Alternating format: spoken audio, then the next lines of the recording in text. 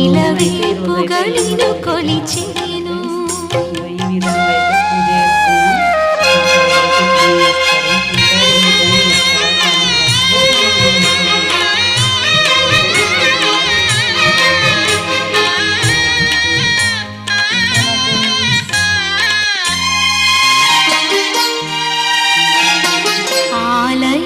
ఆలయమంటిల్లు తన అక్కున చేర్చెను నన్ను. ఆలయమంటిల్లు తన అక్కున చేర్చెను నన్ను.